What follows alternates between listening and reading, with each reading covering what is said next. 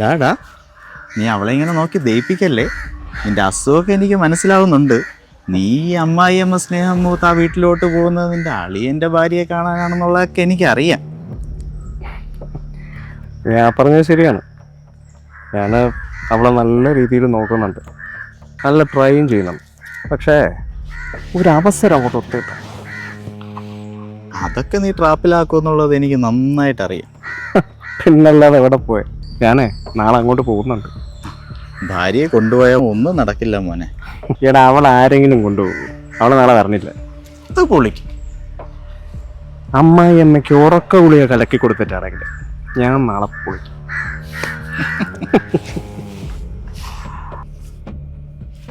കാവ്യേ, കാവ്യേ, എന്താ അമ്മ? നീയേ അവൻ്റെ അടുത്ത് പറഞ്ഞ എൻ്റെ അക്കൗണ്ടിൽ കുറച്ച് പൈസ ഇടാൻ പറ. പൈസ ഇപ്പം എന്തിനാ? നാളെ മോള് മരുമോനും കൂടെ വരെയല്ലേ. അതിന് ഒരുപാട് പച്ചക്കറി ഫ്രിഡ്ജിലുണ്ട്, അതൊക്കെ ഉണ്ടാക്കി കൊടുത്താൽ പോരെ? അവനെ എൻ്റെ മട്ടൻ കറി ഭയങ്കര ഇഷ്ടമാണ്. അതുകൊണ്ട് അത് പോരാ, നീ പോയി പൈസ ഇടാൻ പറ. അമ്മ, മട്ടനൊക്കെ ഇപ്പം എന്താ വില എന്നറിയോ? അതിനെന്ത്, നീ നിന്ന് സമയം കളയാതെ അവൻ്റെ അടുത്ത് പൈസ ഇടാൻ പറ. കുറേ സാധനങ്ങൾ വാങ്ങിക്കാനുള്ളതാണ്. അമ്മ, അവർ വല്ലപ്പോഴും വരുന്നവരൊന്നല്ല ഇങ്ങനെ ഗസ്റ്റിനെ പോലെയൊക്കെ ഒന്ന് കാണാൻ. അത് മാത്രമല്ല, കഴിഞ്ഞ ആഴ്ചയല്ലേ ഉത്സവം കഴിഞ്ഞവർ പോയത്. പിന്നെ അമ്മ ഒരു കാര്യം ആലോചിക്കണം. നമ്മളൊരു വീട് വാങ്ങിക്കാനുള്ള സ്വരിക്കൂട്ടലിലൊക്കെയാണ്. അപ്പം മാക്സിമം ചിലവൊക്കെ ഒന്ന് പിടിച്ച് ചിലവാക്കിയാൽ കൊള്ളാം. എടി, എൻ്റെ ഭർത്താവ് മരിച്ചുപോയി. എൻ്റെ മോനാണെങ്കിൽ ഇവിടെ ഇല്ല, അവനാണെങ്കിൽ വിദേശത്ത്. അവൻ വല്ലപ്പോഴുമാണ് വരുന്നത്. പിന്നെ ആകെ കൂടെ വരാനുള്ള എൻ്റെ മരുമോനാണ്. ഇപ്പോൾ ഈ വീട്ടിൽ എൻ്റെ മരുമോൻ തന്നെയാണ് കാരണവർ. പിന്നെ അവനാണെങ്കിൽ എൻ്റെ സ്വന്തം മക്കളെക്കാൾ എന്നെ വലിയ കാര്യമാണ്. അതും മാത്രമല്ല, അവൻ എന്തെങ്കിലും കൊടുത്ത് അവനെ സന്തോഷത്തോടെ അയക്കുക എന്നുള്ള എൻ്റെ സന്തോഷവും കൂടെയാണ്. നീ ഒരു കാര്യം ആലോചിച്ചോണം, നിങ്ങളുടെ പ്രേമ വിവാഹത്തിന് ഞാൻ എതിര് നിന്നപ്പോഴും അവനാണ് ഒറ്റ പിടിവാശയിൽ നിങ്ങളെ കല്യാണം നടത്തിയത്. ദേ, വെറുതെ എൻ്റെ അടുത്ത് എച്ച് കണക്ക് പറയാതെ അവൻ്റെ അടുത്ത് നീ പൈസ ഇടാൻ പറ. അതൊക്കെ ശരിയാണമ്മ, ഉള്ളത് വെച്ചു കൊടുക്കാനേ ഞാൻ പറഞ്ഞുള്ളൂ. എടി, അവൻ ഇവിടെ വന്ന് വല്ലതും കഴിക്കണതും എൻ്റെ കൈ കൊണ്ട് എന്തെങ്കിലുമൊക്കെ നല്ല ആഹാരം കഴിക്കണതൊക്കെ അവന് വലിയ സന്തോഷമാണ്.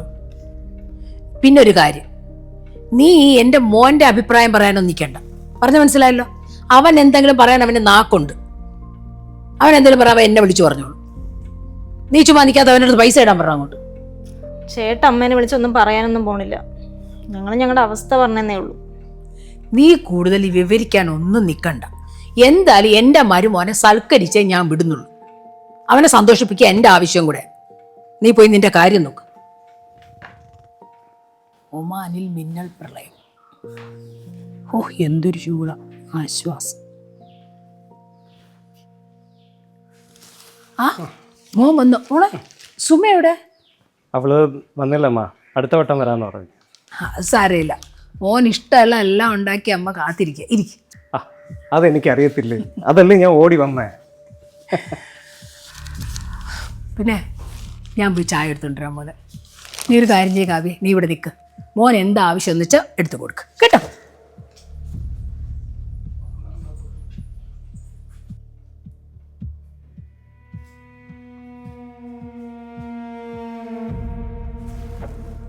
അല്ല കാവ്യ, കഴിഞ്ഞ തവണ കണ്ടത്തേക്കാളും വണ്ണം വെച്ചിട്ടുണ്ടല്ലോ. വയറൊക്കെ ചാടി. ശരീരം നോക്കണം കേട്ടോ. ഒന്ന് പ്രസവിച്ചെന്ന് വെച്ച് ശരീരത്തിൻ്റെ വടിവൊന്നും നഷ്ടപ്പെടുത്തരുത്. അതൊക്കെ ഞാൻ നോക്കിക്കോളാം.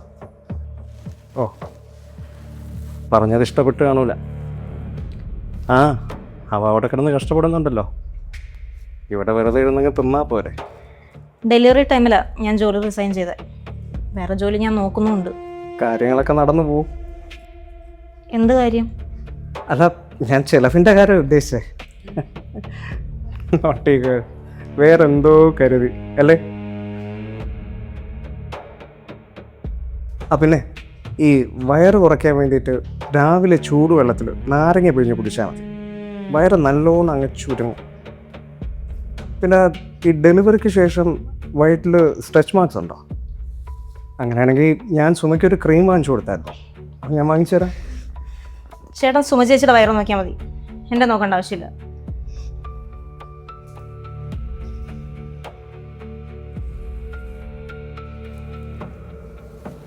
ഇവള് വഴങ്ങണ ലക്ഷണം ഇല്ലല്ലോ. മഹേഷേ, നീ കുറച്ച് പണിയെടുക്കേണ്ടി വരും.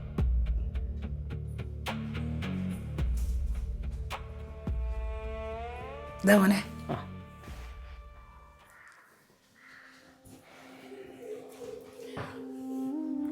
മോനെ, കാവ്യയും കിരണും കൂടെ ഒരു വീട് വാങ്ങിക്കാനുള്ള തത്രപ്പാടില്ല. അല്ല, ഇതൊക്കെ എപ്പോൾ തീരുമാനിച്ചു? ദേ വന്നൊന്ന് അമ്മ എൻ്റെ അടുത്തൊന്നും പറയാതായേ. അയ്യോ മോനെ, ഞാനും അറിഞ്ഞില്ല. ഇന്നലെ കാവ്യ എന്നോട് പറയുമ്പോഴാണ് ഞാൻ അറിയുന്നത്. അമ്മ, ഇപ്പം അത് വേണ്ടെന്ന് പറ. സ്ഥലത്തിനൊക്കെ ഇപ്പം വില കൂടിക്കൊണ്ടിരിക്കുകയാണ്. അത് മാത്രമല്ല, ഇവർക്ക് പ്രായം കൂടിക്കൊണ്ടിരിക്കുകയില്ലേ. കുടുംബത്തിൽ ഒരു ആൺതരി വേണ്ടേ? അല്ല, ഇവരെന്ത് രണ്ടാമതൊരു കുട്ടിക്ക് വേണ്ടി ട്രൈ ചെയ്യാത്തത്? പിന്നെ ഞാൻ അവരോട് ഇതൊക്കെ എങ്ങനെ സംസാരിക്കാനുള്ള മടി കാരണോ അമ്മയുടെ അടുത്ത് ഇതൊക്കെ പറയുന്നത്. ശരിയാണ് മോൻ പറഞ്ഞത്. ഞാനും അതിനെക്കുറിച്ച് ആലോചിച്ചില്ല. ഞാൻ അവൻ്റെ അടുത്ത് നിന്നാ പറയാൻ. അല്ലെങ്കിൽ അവനൊരു പ്ലാനിങ് ഒന്നുമില്ല. എത്രയെന്ന് വെച്ചാൽ ഞാൻ ഇങ്ങനെ പറഞ്ഞു കൊടുക്കണത്. ഞാൻ ഇന്ന് അവനെ വിളിക്കുന്നുണ്ട്. ആദ്യം പൂർണ്ണ ഒരു കുടുംബം ആവാൻ പറയാം. അത് കഴിഞ്ഞ് മതി ബാക്കി കാര്യം. പിന്നെ അല്ലെങ്കിൽ തന്നെ അവക്കും പ്രായമായി വരെയല്ലേ. ഇപ്പം വീടല്ല ആവശ്യം, ഒരു കുഞ്ഞിൻ്റെ കാര്യം നോക്കാൻ പറയാം. ഞാൻ ഇന്ന് വിളിച്ചിട്ട് പറയാം കേട്ടോ. അല്ലമ്മ, എനിക്ക് ഈ കുടുംബത്തിനെ കുറിച്ച് ചിന്തയുണ്ടേ. അതാ അമ്മയുടെ മോന്നുള്ള സ്വാതന്ത്ര്യത്തിൽ ഞാൻ ഓരോ കാര്യങ്ങളിങ്ങനെ പറയണത്. ചിലപ്പം അവർക്കത് ഇഷ്ടപ്പെടണമെന്നില്ല.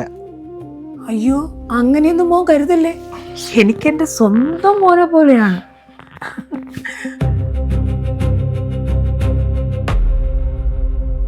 മോളിറങ്ങിയ അവളമ്മയുടെ കൂടെ ഉറങ്ങി. ഞാൻ പിന്നെ വിളിക്കാനും പോയില്ല. പിന്നെ ഞാൻ പറഞ്ഞൊരു കാര്യം സീരിയസ് ആയിട്ട് എടുക്കൂ. നിങ്ങളുടെ അളിയൻ ഇവിടുത്തെ ആരാണ്? എപ്പോഴുള്ളതാ എൻ്റെ കാര്യത്തിലൊരു ഇടപെടലും എന്നെ കാണുമ്പോൾ ഒരു ചൊറിച്ചിലും. എനിക്കിത് പിടിക്കണില്ല.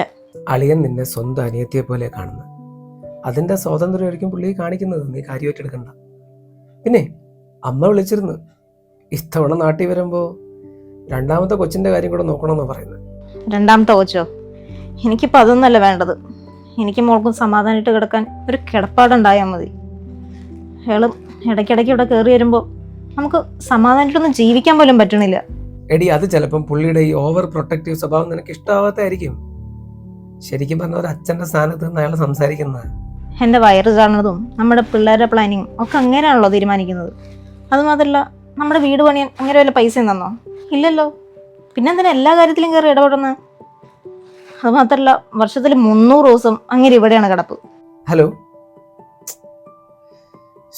വൈഫൈ പിന്നെ പോയെന്ന് തോന്നുന്നു. ഹലോ, എടാ, എൻ്റെ കണക്ഷൻ സ്റ്റഡി അല്ല, ഞാൻ വിളിക്കാം കേട്ടാ.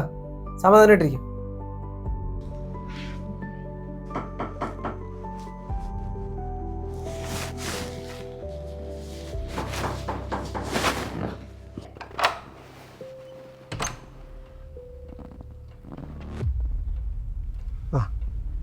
ഉറങ്ങിയില്ലായിരുന്നോ?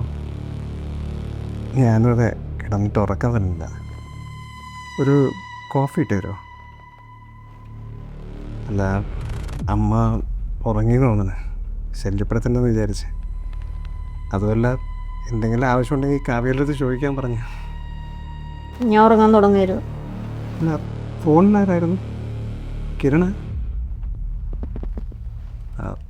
അതോ വേറെ എന്തെങ്കിലും സെറ്റപ്പോ?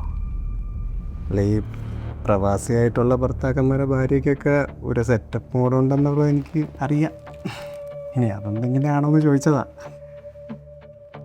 ഭാര്യമാർ മാത്രമല്ല, ചില ഭർത്താക്കന്മാരുണ്ട് ഭാര്യമാരെ വീട്ടിലാക്കിയിട്ട് ഇതുപോലെ വേറെ വല്ല ഭാര്യമാരുടെ റൂമിൽ ചെന്ന് തട്ടുന്നത്. ഞാൻ എന്തായാലും ഇങ്ങനത്തെ ടൈപ്പല്ല. എനിക്കിപ്പോൾ ചായയല്ല വേണ്ടത്, ഞാൻ തരാം.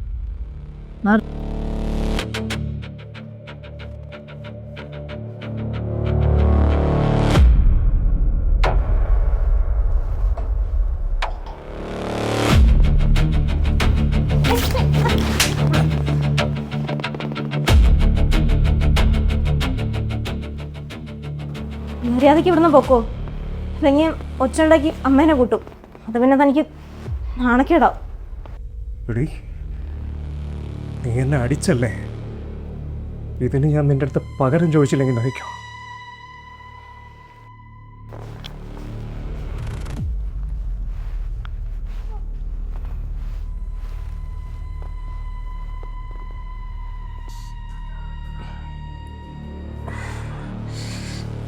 എന്തു പറ്റി മോനെ?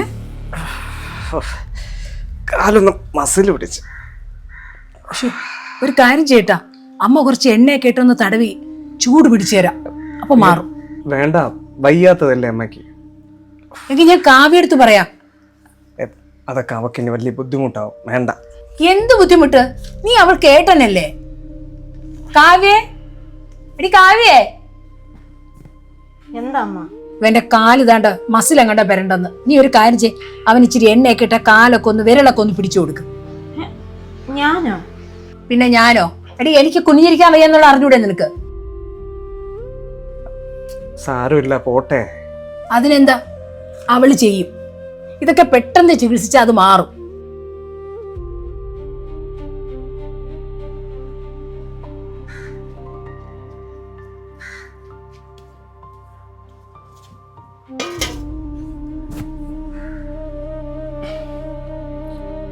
ഒന്നേറെ മോളെ, എൻ്റെ അടുത്ത് കളിച്ച ഇങ്ങനെ ഇരിക്കും. എൻ്റെ കാല് ഞാൻ നിന്നെ കൊണ്ട് പിടിപ്പിക്കും. എന്നെ അടിച്ചതിനും എൻ്റെ അടുത്ത് പകരം ചോദിക്കും. ഒരു പാമ്പിനെ നീ നോവിച്ചു വിട്ടിരിക്കണം. അവസാനം ഞാൻ പറയുന്നിടത്ത് നീ വന്ന് കിടന്നു വരും. നിനക്കിനി എൻ്റെ രക്ഷയില്ല.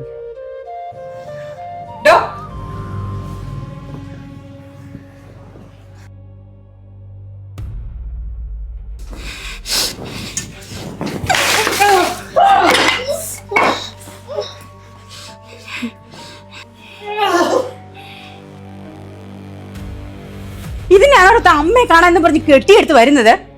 തന്റെ അനിയത്തിയുടെ സ്ഥാനമല്ലേടോ അവക്ക്? എന്ത് വൃത്തിയേടാടോ താ ഈ കാണിച്ചത്? അയാളുടെ ഒരു കഴപ്പ്. ഇവിടേക്ക് എന്താ വെള്ളം? അയ്യോ അയ്യോ, പോന്നത് എന്ത് പറ്റി? അമ്മ അയാളെ തൊട്ടു പോകരുത്. അനിയത്തിയുടെ സ്ഥാനത്ത് കാണേണ്ട കൊച്ചിനെ കൊണ്ടപ്പോഴേ അയാൾക്ക് ഇളക്കം. സാധാരണ ഈ സമയത്തെ പെൺകുട്ടികളെ പേടിക്കുന്നതാ പതിവ്. അവള് ധൈര്യമായിട്ട് വീഡിയോ എടുത്ത് എനിക്ക് അയച്ചു തന്നു. അതുകൊണ്ടല്ലേ എനിക്ക് അവന്റെ സ്വഭാവം അറിയാൻ പറ്റിയത്.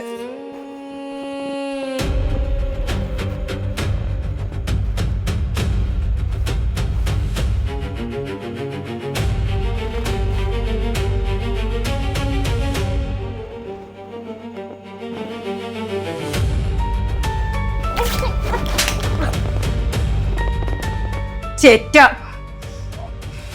വീട്ടിൽ 2 പിള്ളേരെ ഉണ്ടാക്കിയിട്ടാ അയാൾ കൊഞ്ച ഇറങ്ങിയിരിക്കുന്നെ. എണീക്കട അവിടുന്ന്. അമ്മയാണ് ഇയാൾക്ക് ആവശ്യമില്ലാത്ത സ്വാതന്ത്ര്യം കൊടുത്ത് ഇത്രയും ആക്കി തീർത്തത്. ഇറങ്ങിപ്പോടോ. എന്റെ വീടിന്റെ പരിസരത്ത് കണ്ടുപോകരുത്. ബാക്കി ഇനി നമുക്ക് കോടതി കാണാം. ഇറങ്ങിപ്പോടോ.